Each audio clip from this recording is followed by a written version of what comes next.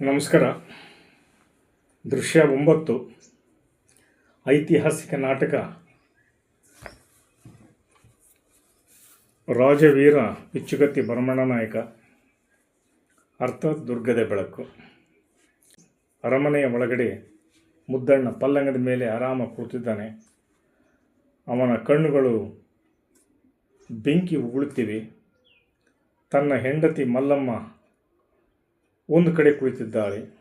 ಮುದ್ದಣ್ಣನನ್ನು ಯಾವುದೋ ಒಂದು ಅವ್ಯಕ್ತ ಭಯ ಆವರಿಸಿಬಿಟ್ಟಿದೆ. ಚಡಪಡಿಸ್ತಿದ್ದಾನೆ. ಅವನ ಸಾವು ಅವನಿಗೆ ಗೊತ್ತಾಗ್ಬಿಟ್ಟಿದೆ. ಏನೋ ದುರಂತ ಸಂಭವಿಸ್ತತೆ. ಚುಕ್ಕನಿಗೆ ಆದ ಗತಿ, ಆನೆ ನಮ್ಮನ್ನು ತುಳಿದದ್ದು, ಇದೆಲ್ಲ ಅವನಿಗೆ ಒಂದು ಭಯಂಕರ ಒಂದು ಅಶುಭ ಶಕುನವನ್ನು ತೋರಿಸ್ತಾ ಇದೆ. ಹೀಗಾಗಿ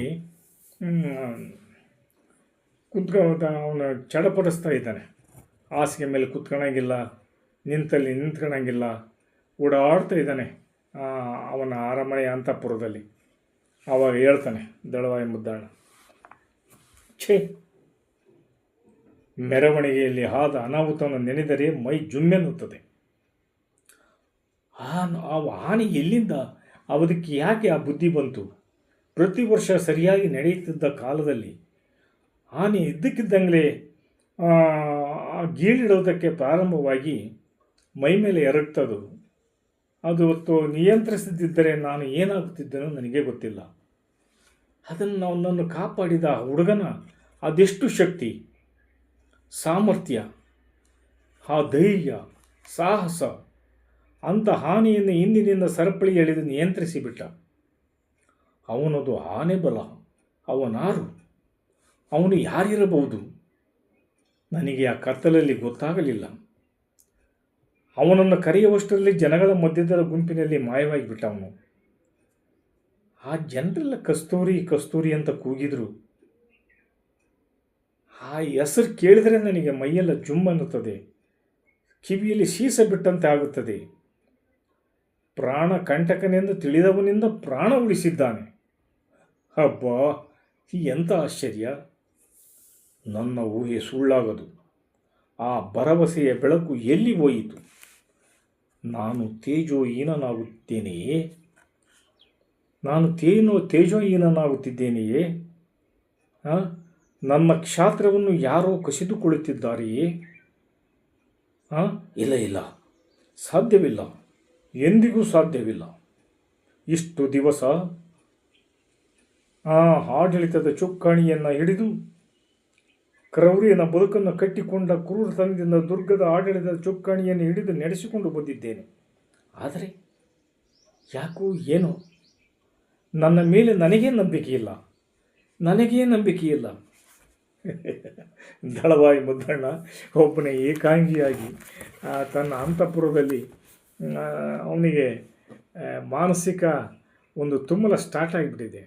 ಅವನಿಗೆ ಚಂಚಲತೆ ಸ್ಟಾರ್ಟ್ ಆಗಿಬಿಟ್ಟಿದೆ. ಅವನಿಗೆ ಭಯ ಸ್ಟಾರ್ಟ್ ಆಗಿಬಿಟ್ಟಿದೆ. ಅವನ ಕ್ಷಾತ್ರ ಧರ್ಮದ ಮೇಲೆ ಅವನಿಗೆ ನಂಬಿಕೆ ಇಲ್ಲ. ಅವನ ಕ್ರೂರತನ ಅವನಿಗೆ ಸೋಲ್ತಾ ಇದೆ. ನನ್ನ ತೇಜೋಹೀನನಾಗುತ್ತಿದ್ದೇನೆ. ನನ್ನ ತೇಜತನವನ್ನು ಯಾರೋ ಕಸಿದುಕೊಳ್ಳುತ್ತಿದ್ದಾರೆ. ಯಾರವರು? ಏನಾಯಿತು ನನಗೆ ಅಂಥೇಳಿ ಚಡಪಡಿಸ್ತಾ ಇದ್ದಾನೆ. ಆಮೇಲೆ ಹೊರಗಡೆ ಕತ್ತಿ ಜಳಪಿಸುವ ಶಬ್ದ. ಇದೇನು ಶಬ್ದ ಆಗ್ತಾ ಇದೆಯಲ್ಲ? ಅವರ ಸೈನಿಕರಿಗೆ ಅವನಿಗೆ ಬಾಗಿಲನ್ನು ಮುರಿಯುವಷ್ಟರಲ್ಲಿ ಅವ್ರದ್ದು ಶಬ್ದ ಮಾಡ್ತಾ ಇದ್ದಾರೆ. ಮಲಿ ತನ್ನ ಹೆಂಡ್ತಿನ ಕರಿಯ ಸ್ಟೈಲ್ ಅದು ಮಲ್ಲಮ್ಮನ್ನ. ಮಲ್ಲವ್ವ ಬಾರಿ ಇಲ್ಲಿ ನನ್ನ ಜೊತೆ, ಬಾಗಿಲು ತೆಗಿಬೇಡ. ಪಕ್ಕದಲ್ಲಿದ್ದ ಶಾಲನ್ನು ಒದ್ದುಕೊಂಡು ಇನ್ನೇನ ಬಾಗಿಲು ತೆಗೆದು ಕಳ್ಳೆ ಹೆಜ್ಜೆಗಳನ್ನು ಇಡುತ್ತಾ ಮುದ್ದಣ್ಣ ಹಿಂದಿರುಗಿ ನೋಡ್ತಾನೆ. ಓಡ್ತಾ ಇರ್ತಾನೆ. ಅಲ್ಲಿಯೇ ದೈತ್ಯನಾಗಿ ನಿಂತ ಭರಮಣ್ಣ ನಾಯಕನನ್ನು ನೋಡಿ ದಂಗು ಬಡಿದಂತಾಗುತ್ತದೆ. ಯಾವಾಗ ಆ ಯುದ್ಧದ ಸೌಂಡು, ಕತ್ತಿ ಜಳಪಿಸುವ ಸೌಂಡ್ ಕೇಳ್ತು, ಹಿಂದಿನ ಬಾಗಿಲಲ್ಲಿ ಅವಳು ತಪ್ಪಿಕೊಂಡು ಹೋಗೋಕ್ಕೆ ಅವನು ಪ್ರಯತ್ನ ಮಾಡ್ತಾನೆ. ಆದರೆ ಭರಮಣ್ಣ ಗೊತ್ತಿರ್ತತೆ, ಇಲ್ಲಿ ಮುಂದಿನ ಶಬ್ದ ಆದ ತಕ್ಷಣ ಅವನು ಹಿಂದಿನ ಬಾಗಿಲಿಂದ ಓಡೋಗ್ತಾನೆ ಅಂತ ಗೊತ್ತು. ಹಿಂದಿನ ಬಾಗಿಲಲ್ಲಿ ಭರಮಣ್ಣ ನಾಯಕ ತನ್ನ ಕುದುರೆ ಮೇಲೆ ಕತ್ತಿಯನ್ನು ಹಿಡಿದು ಕತ್ತಲಲ್ಲಿ ದೈತ್ಯಾಕಾರವಾಗಿ ನಿಂತಿರ್ತಾನೆ. ಆವಾಗ ಓಡ್ತಿರ್ತಾನೆ. ಆವಾಗ ಭರಮಣ ನಾಯಕ ಬೆನ್ನತ್ತಿ ಬಿಡ್ತಾನೆ. ತಪ್ಪಿಸಿಕೊಳ್ಳಲಾಗದು ದಳವಾಯಿ, ಹೋರಾಡು, ನನ್ನೊಡನೆ ಹೋರಾಡಲೇಬೇಕು. ನಿನ್ನ ಮೋಸದ ಜಾಲ ಮುಗಿಯಿತು. ಪಕ್ಕದಿಲ್ಲದಿದ್ದ ಖಡ್ಗವನ್ನು ಎಳೆದು ಹೋರಾಡುತ್ತ ಸಿದ್ಧನಾಗುತ್ತಾನೆ. ಆಮೇಲೆ ಅವನಲ್ಲಿ ಕತ್ತಿರ್ತತೆ ಯಾವಾಗಲೂ. ಅಷ್ಟರಲ್ಲಿ ಕತ್ತಿಗೆ ಕೈ ಹಾಕಿ ಆತನನ್ನು ಎಳೆದುಕೊಂಡು ಅರಮನೆಯ ಮುಂದಕ್ಕೆ ಬರುತ್ತಾನೆ. ಇಬ್ಬರಿಗೂ ಘನಘೋರ ಯುದ್ಧವಾಗುತ್ತದೆ. ಒಂದು ಕಡೆ ಕನಕವ್ವ ನಾಗತಿ, ಮತ್ತೊಂದು ಕಡೆ ದೊರೆರಂಗಪ್ಪ ನಾಯಕ, ಮತ್ತೊಂದು ಕಡೆ ವೃದ್ಧ ಭರಮಪ್ಪ. ಅವನ ಅರಮನೆ ಮುಂದೆ ಎಳ್ಕೊಂಬಂದು ಹೋರಾಡಲಿ ಮುದ್ದ, ಹೋರಾಡು ನನ್ನ ಜೊತೆಗೆ. ಅದೆಷ್ಟು ಶಕ್ತಿ ಕ್ರೌರ್ಯ ತುಂಬಿದೆ. ಇವತ್ತು ನಿನ್ನ ಪರೀಕ್ಷೆ ಆಗ್ಬೇಕು, ನೀನು ಇಲ್ಲ ಸಾಯ್ಬೇಕು, ನೀನು ಈ ಭೂಮಿ ಮೇಲೇ ಬದುಕಬಾರ್ದು ಅಂತಂತ ಹೇಳಿಬಿಡ್ತಾನೆ ಕಸ್ತೂರಿ. ಕನಕವ್ವನಾಗತಿ ಹೊಟ್ಟೆ ಉರಿ ಬಿದ್ದಿರತ್ತ. ಬಿಡಬೇಡ ಕಸ್ತೂರಿ, ಕತ್ತರಿಸೋನಲ್ಲ, ಅವನ ತಲೆಯನ್ನು ಕತ್ತರಿಸು. ಅವನ ರಕ್ತವು ಭುವಿಯಲ್ಲಿ ನೆನೆಯಬಾರದು. ಬೀಸಿದ ಏಟಿಗೆ ಗಾಳಿಯಲ್ಲಿ ಮಿಂಚಿನ ಸಂಚಾರವಾಯಿತು. ತೆಗೆದು ಕತ್ತೆ ಹೊಡೆದು ಬಿಡ್ತಾನೆ. ಕಸ್ತೂರಿ ಹೀನಾಯವಾಗಿ ಕೊಲ್ಲಬೇಡ, ನನ್ನನ್ನು ಚಿತ್ರಹಿಂಸೆ ಕೊಡಬೇಡ. ಒಂದೇ ಸಾರಿ ಒಂದೇ ಏಟಿಗೆ ಕತ್ತರಿಸ್ಬಿಡು. ಬದುಕಬೇಕೆಂಬ ಆಸೆ ನನಗೂ ಇಲ್ಲ. ಮುದ್ದಣ್ಣ ಕೆಳಗಡೆ ಬಿದ್ದು ಒದ್ದಾಡಿ ಕೈ ಬೀಸಿ ಅರಿಕೆ ಮಾಡ್ಕೊಂತಾನೆ. ಅಪ್ಪ, ದಯವಿಟ್ಟು ನನ್ನನ್ನು ಉಳಿಸ್ಬೇಡ, ಕೊಂದಾಕ್ಬಿಡು. ಆದರೆ ಕೊಲ್ಲು, ಒಂದೇ ಏಟಿಗೆ ನಾನು ಶಿರಚ್ಛೇದನ ಮಾಡಿಬಿಡು. ಹಿಂಸೆ ಕೊಟ್ಟು ನನ್ನ ಕೊಲ್ಲಬೇಡ ಅಂತಂತೇಳಿ. ಇಲ್ಲ ಮುದ್ದ, ನೀನು ಸಾಯಬಾರ್ದು. ನೀನು ಅವನ 2 ಕೈಗಳನ್ನು ಕತ್ತರಿಸ್ಬಿಡ್ತಾನೆ. ಮುದ್ದಣ್ಣ ನೆಲದ ಮೇಲೆ ಬಿದ್ದು ಬಿಲ್ಲನೆ ಒದ್ದಾಡುತ್ತಾನೆ. ಸಾಯಿಸ್ಬಿಡು ನನ್ನನ್ನು, ನಿನಗೆ ಪುಣ್ಯ ಬರೆಸೋದೆ ಕಸ್ತೂರಿ, ನನ್ನನ್ನು ಸಾಯಿಸ್ಬಿಡು ಅಂತಂತ ಹೇಳ್ತಾನೆ. ನಿನಗೆ ಸಾವು ಬೇಕಾ? ನಾನಾರು ನಿನಗೆ ನೆನಪಿದೆಯಾ? ಕಸ್ತೂರಿ ರಂಗಪ್ಪ ನಾಯಕನ ಮಗ, ಬಿಚ್ಚುಗತ್ತಿ ಭರಮಣ್ಣ ನಾಯಕ. ಮುದ್ದ, ನಾನಾರು ಅನ್ನೋದು ನಿನಗೆ ಗೊತ್ತಾಯ್ತಾ? ನನ್ನ ತಂದೆಯನ್ನು ಹೀನಾಯವಾಗಿ ಕೊಲ್ಲಿಸಿದೆಯಲ್ಲ, ಅವನನ್ನು ಅಪಮಾನ ಮಾಡಿದೆಯಲ್ಲ, ಅವನ ಮಗ ಭರಮಣ್ಣ ನಾಯಕ. ನೆನಪಿದೆಯೇ ಮುದ್ದ? ನನ್ನ ತಂದೆಯನ್ನು ಅಮಾನುಷವಾಗಿ ಕೊಲೆ ಮಾಡಿದೆಯಲ್ಲ, ಆವಾಗ ಗೊತ್ತಾಗಲಿಲ್ಲವೇ ಪ್ರಾಣದ ಬೆಲೆ? ಎಷ್ಟು ಜನ ಅಮಾಯಕರನ್ನು ಕೊಂದಿದ್ದೀಯ, ಎಷ್ಟು ಜನರನ್ನು ನಿನ್ನ ಕ್ರೂರ ಚಿರತೆಗಳಿಗೆ ಬಾಯಿಗೆ ಆಹಾರವಾಗಿ ಕೊಟ್ಟಿದ್ದೀಯ. ದಳವಾಯಿ ಮುದ್ದ, ಅದೆಲ್ಲ ಮುಗಿದು ಹೋದ ಕತೆ ಕಸ್ತೂರಿ. ಅವರೆಲ್ಲ ಭೂತ ಪ್ರೇತಗಳಾಗಿ ಕಾಣಿಸಿಕೊಳ್ಳುತ್ತಿದ್ದಾರೆ. ಮುದ್ದಣ್ಣ ಹೇಳ್ತಾನೆ, ಕಾಣಿಸಿಕೊಳ್ಳುತ್ತಿದ್ದಾರೆ. ಅವರೆಲ್ಲ ಅಂಗಿಸುತ್ತಿದ್ದಾರೆ. ಕಾಡ ಮೃಗಗಳು ನನ್ನನ್ನು ತಿನ್ನಲು ಅವಣಿಸುತ್ತಿವೆ. ನನ್ನನ್ನು ಕೊಂದು ಬಿಡು. ಮೊಳಕಾಲೂರಿ ಕತ್ತರಿಸಿದ 2 ಕಾಲುಗಳು ಕೈಗಳನ್ನು ಬಿದ್ದಿವೆ. ರಕ್ತ ಸುರಿಯುತ್ತಿದೆ. ದೀನನಾಗಿ ಬೇಡಿಕೊಳ್ಳುತ್ತಿದ್ದಾನೆ.